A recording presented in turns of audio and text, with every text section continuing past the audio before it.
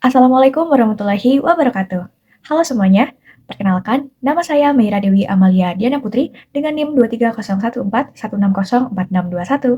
Saya berasal dari Prodi Pendidikan Nonformal Fakultas Ilmu Pendidikan Universitas Negeri Malang. Pada kesempatan kali ini, saya akan memaparkan refleksi dari teknologi pembelajaran PNFI dan juga proposal PKM yang sudah saya susun. Tugas ini untuk memenuhi tugas akhir mata kuliah Teknologi Pembelajaran PNFI yang diampu oleh Bapak Lasih Purwito dan juga Bapak Fadli Halim Hutasuhud.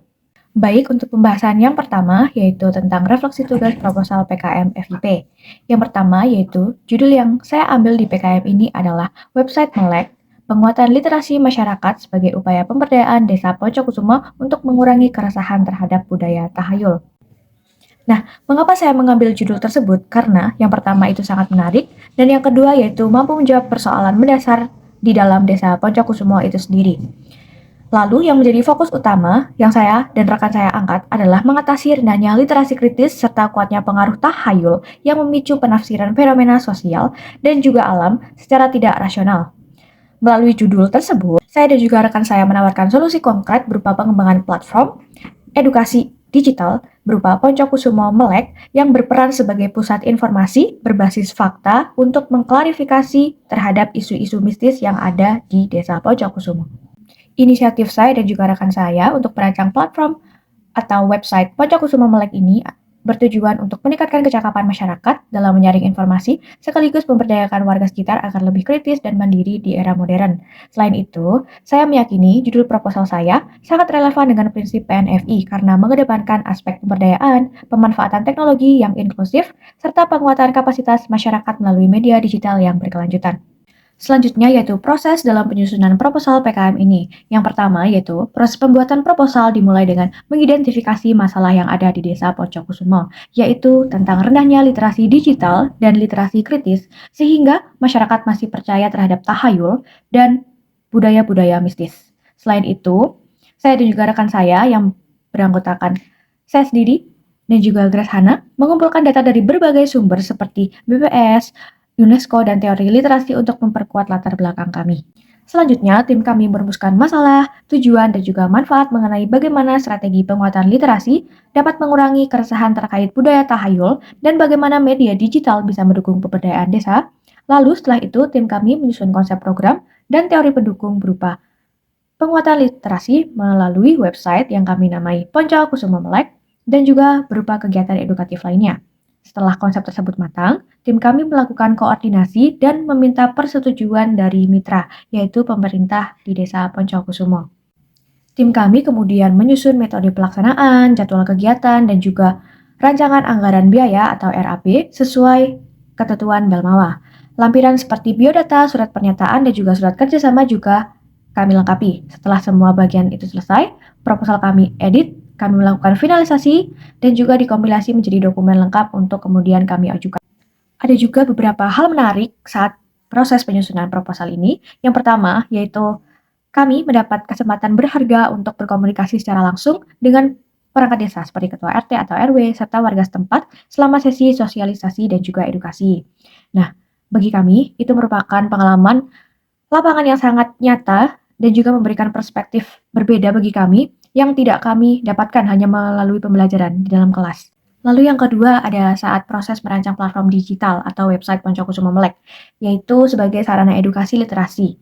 Nah, menjadi pengalaman baru bagi kami, khususnya saya, karena dalam tahap ini saya tidak sekedar membangun atau merancang sebuah website, namun saya juga harus memikirkan secara mendalam mengenai penyusunan konten, pembuatan infografis, serta strategi agar informasi yang saya sampaikan nanti dapat dipahami dengan mudah oleh masyarakat di Desa Poncokusumo. Selanjutnya, saat sepanjang rangkaian kegiatan kami dimulai, dari sosialisasi, edukasi, hingga tahap praktik, kami mengamati adanya ketertarikan yang besar dari warga untuk mempelajari cara mengakses informasi. Kami juga merasa antusiasme mereka melihat keinginan untuk memulai berpikir lebih rasional dan juga berupaya untuk melepaskan diri dari pengaruh budaya tahayul melalui literasi digital yang sudah kami tawarkan. Lalu kami juga mengalami hambatan dan tantangan selama proses penyusunan proposal ini, yaitu dalam pelaksanaan program ini, kami menyadari adanya perbedaan tingkat literasi digital yang cukup signifikan di tengah masyarakat Desa Poncokusumo. Kami mendapati bahwa tidak semua warga itu terbiasa menggunakan smartphone atau mengakses website. Sehingga hal ini menjadi tantangan tersendiri bagi saya saat sesi BIMTEK dan juga sesi praktik. Akibatnya, kami harus memberikan pendampingan yang jauh lebih intensif agar materi yang kami sampaikan dapat terrealisasi dengan baik untuk setiap individu. Tantangan lainnya yang saya temui yaitu berkaitan dengan aspek teknis pembuatan website Poncokusumo Melek.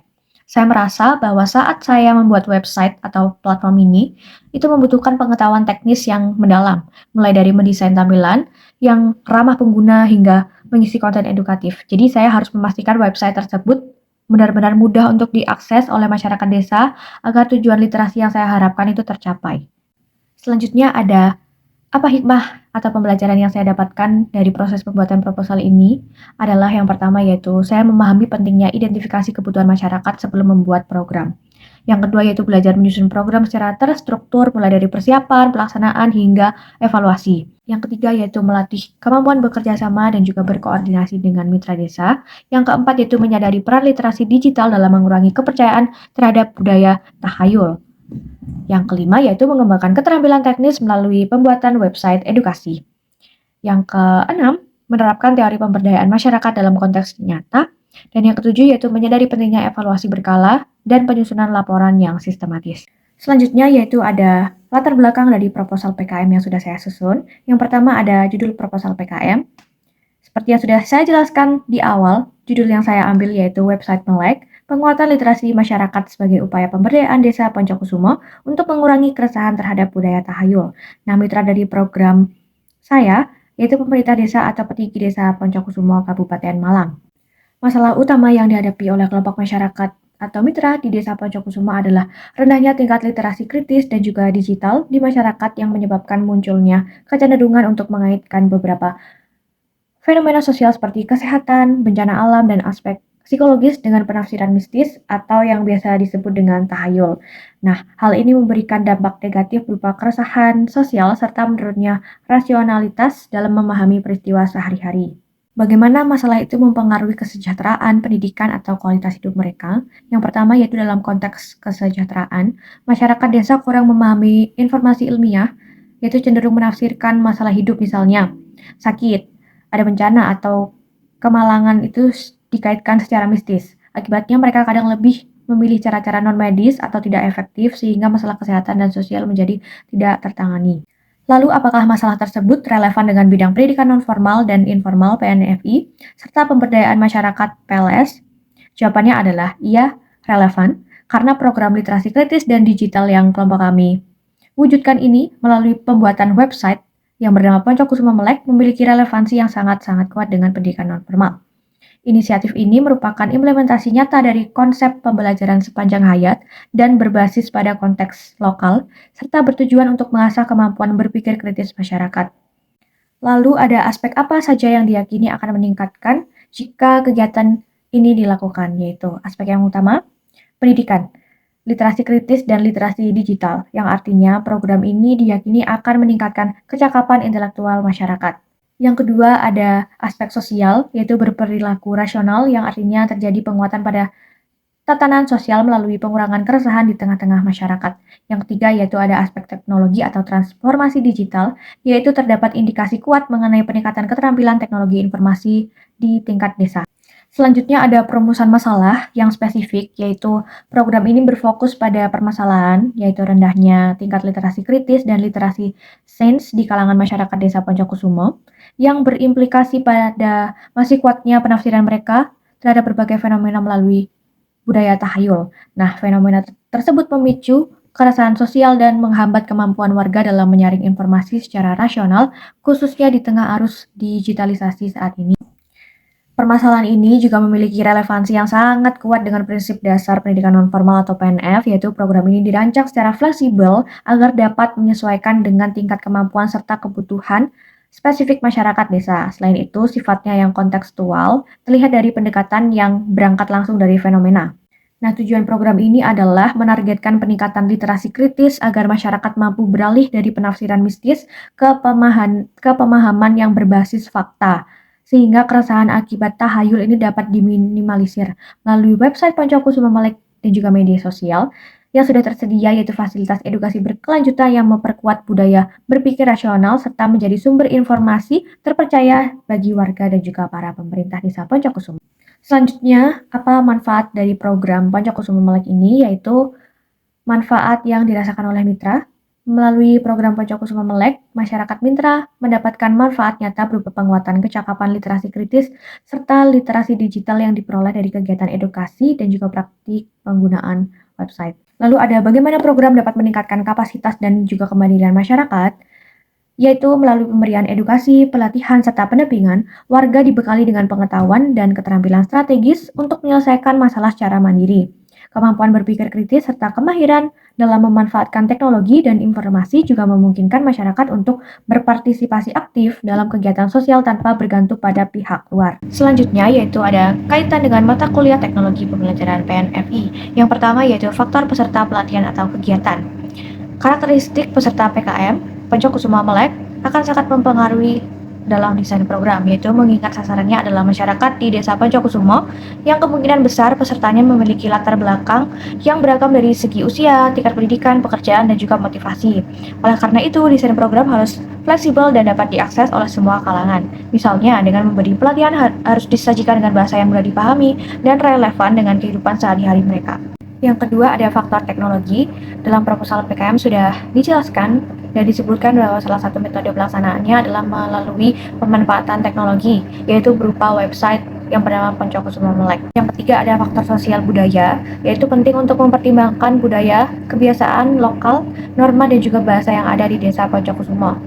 Pelaksanaan program harus menghormati dan selaras dengan nilai-nilai sosial budaya setempat agar dapat diterima dengan baik oleh masyarakat. Yang keempat ada faktor organisasi dan juga kebijakan, yaitu dukungan dari lembaga atau mitra desa sangat penting untuk proses kelancaran program. Yang kelima ada faktor ekonomi dan juga sumber daya.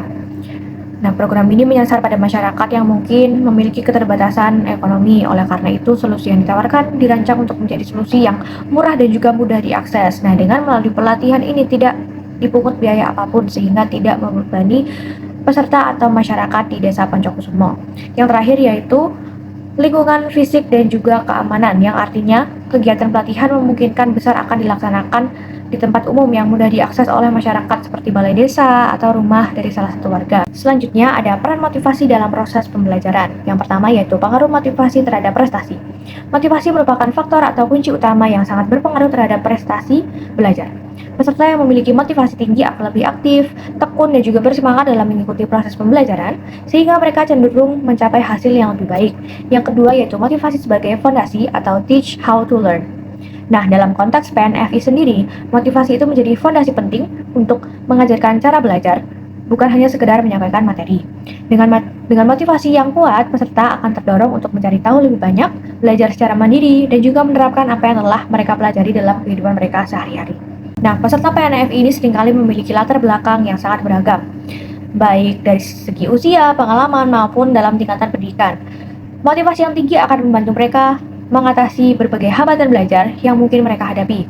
Dengan demikian, program PNFI yang berhasil adalah program yang mampu membangkitkan dan menjaga motivasi para pesertanya. Baik, mungkin itu saja yang dapat saya paparkan dalam refleksi tugas akhir mata kuliah Teknologi Pembelajaran PNFI. Terima kasih dan mohon maaf, semoga dapat bermanfaat bagi teman-teman semua. Akhir kata, wassalamualaikum warahmatullahi wabarakatuh.